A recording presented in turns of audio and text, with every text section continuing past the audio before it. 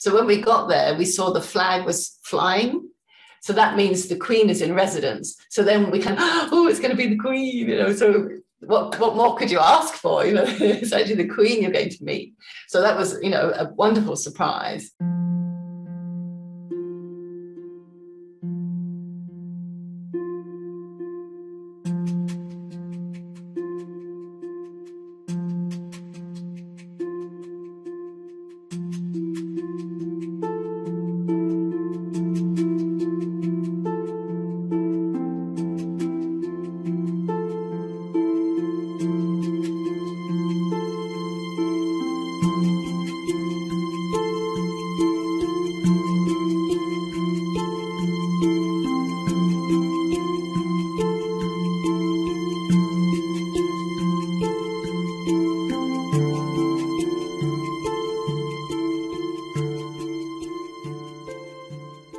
When it's your turn, you walk up and then you do a curtsy if you're a woman, or a bow if you're a man.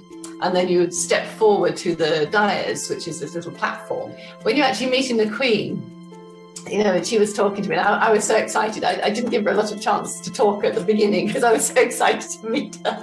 You know, but she was very patient, you know, and very nice. And she asked me a lot of questions about China. She was very interested to know what my life was like here in China. And she said, you know, there must have been a lot of changes because she'd visited, I think in the 80s or 90s, I think she'd visited. So she was very curious and interested to know what was going on in China. And she was very encouraging about my work, and said that this sort of cultural exchange was very important work. And so I must keep it up. So like, oh, okay. So, you know, that was sort of like a blessing from the Queen to keep doing the work I was doing. I was very kind of heartened by that.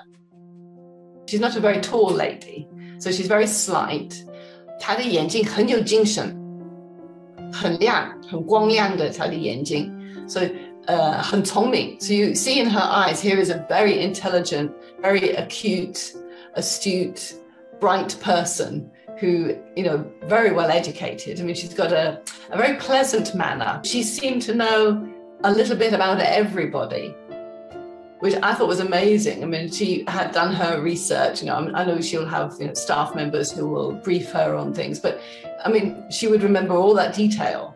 So it wasn't like meeting someone who's like, all right, yeah, what did you do? Okay, bye. You know, she was actually very involved and engaged with your experience and what you were involved in. And sort of, you could have an informed discussion about your work. You know, she carries her handbag, but it's just on the chair, so she's not got anything in her hands. And I think people have asked before, what's in the Queen's handbag? I think she said like a couple of tissues. so she's not got like notes with her or anything like that. And she's talking to all these different people and standing. I think the whole ceremony was like 2 hours altogether, and she never sat down. So you think she was already, you know, in her late 80s at that time, or 80s at that time. You know, that's a long time to stand and remember all of that information. So, you know, very impressive. Overall, a very nice, pleasant face, you know, formal, because the Queen comes from a time when, you know, the life and age and generations were different. So like my mum's generation, my mum's in her 80s, so she's a bit younger than the Queen, but, you know, you have a way of speaking to people that's very polite and very courteous. So not so sort of sui. Because the Queen has always been the Queen since I've been alive, and prior to that, in my mum's generation, she's been somebody who's helped, I think, carry the UK and people in Britain forward through the war.